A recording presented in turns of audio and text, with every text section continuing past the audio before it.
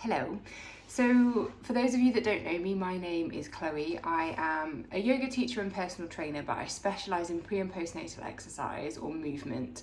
And I am really passionate about bringing the biomechanics to all of the stuff that I teach, with the aim of supporting women that have hip, back, shoulder, pain in pregnancy and after birth, but also pelvic floor dysfunction.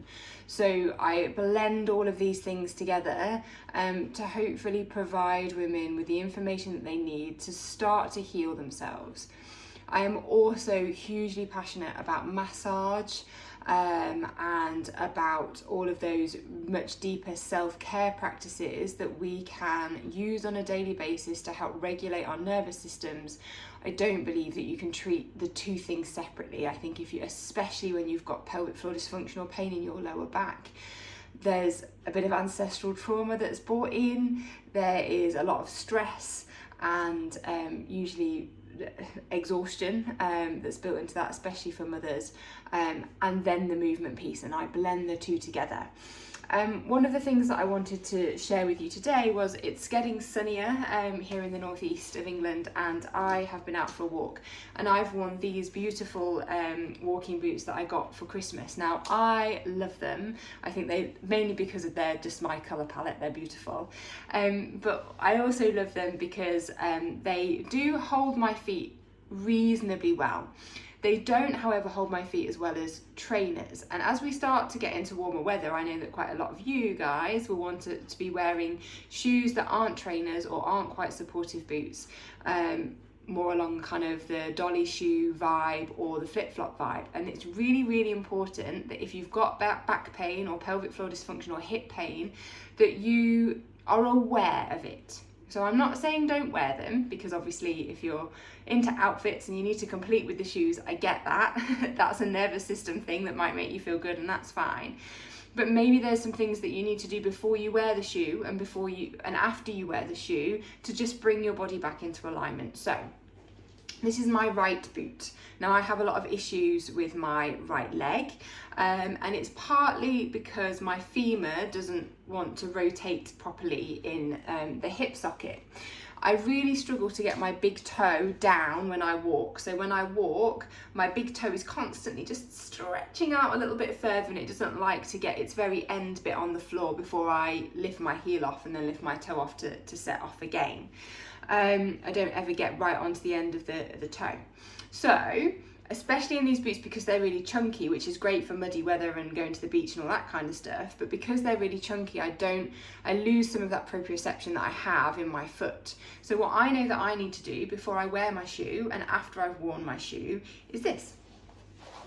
So there's a couple of movements that you can do, but this is my favourite, and sorry, I know you're losing my head here, but it's this bit of my leg that's quite important for you to notice.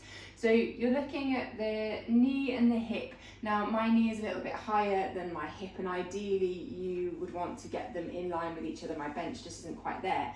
But the purpose of this is to get your feet, this is only on the right side, okay? For me, on the right side, my big toe overextends and it doesn't go down. On my left, that's not really the case. My left big toe is fine, so I wouldn't necessarily do this on the left side of my body. So what I'm going to do is my foot is really pushing into the bench here, and also I've got this little drag, so I'm trying to pull my heel back. Now when I push down and pull my heel back, it really switches on my hamstring, which feels lovely for me. For some of those reasons that we've talked about before, my hamstrings are really overly like tight and just stretched and not great.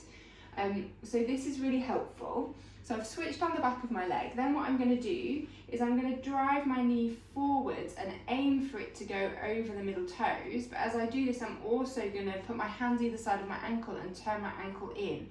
So that means that my knee has got to kind of resist the turning in, so it pulls out, because this right knee turns in a lot already. So that's giving me some balance to my body. Then I come back, I take a deep breath in, I keep my big toe down though, I'm not lifting it off. And then as I exhale, I drag the knee forwards, I turn my hands inwards and use my knee just to push out a little bit so I can really feel this in my bum. Inhale to pull back, get that little bit of a length, and then as you exhale, You're pushing the knee out towards the right and drawing the right ankle in, keeping the big toe down. You see how far you can go now. I can really feel this in my heel and the arch of my foot because it's really tight. And then we pull back. So now I've got this nice release through like the whole of this side of my leg. I've switched on my inner thigh. I can hear my hip doing a bit of a clicky thing just to get itself back into place. And actually my lower back doesn't hurt as much as it did just a few minutes ago when I walked in through the door. So it's not about not doing some of the things that you love to do or not wearing some of the things that you love to wear, but what it is about is having an awareness of the impact that that has on your body, and then doing something before and after to really nourish yourself. And I think this is really relevant for postnatal women, because one of the barriers that I hear to doing anything about soothing nervous system or healing the body is that they don't have time, or that there's no point because they then have to go back to the baby and it undoes it all again. And I think that's a really interesting take to have on it, because I get that. I've been there. I've breastfed both of my children and neither of them sleep very well, and actually I've pretty much done it on my own. My husband was at work and actually I wasn't, and it made sense that that load of responsibility came to me. And I feel that really deeply. I did often feel like there was no point, and I didn't have the time and I didn't have the energy. I definitely didn't have the energy and the time to go to the gym. And I definitely didn't have the time and the energy or really the space to be able to like get to the beach on my own. So what I started to do was these kinds of movements, like 5 minutes where the baby would settle and my little boy would watch the telly, and I could just do some breath and do some realigning through my pelvis, which made all the difference, even if it was just for 5 minutes, and then I had to pick up and breastfeed again, and the sensations would all return. I knew that I had a coping mechanism, and realistically for an hour or so after, it would always feel better.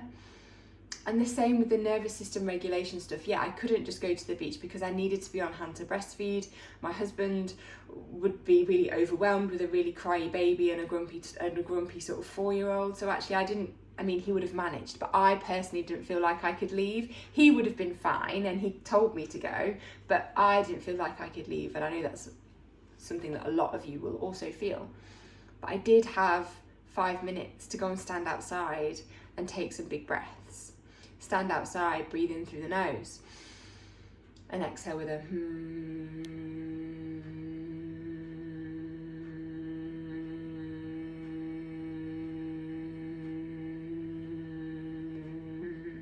for as long as I could.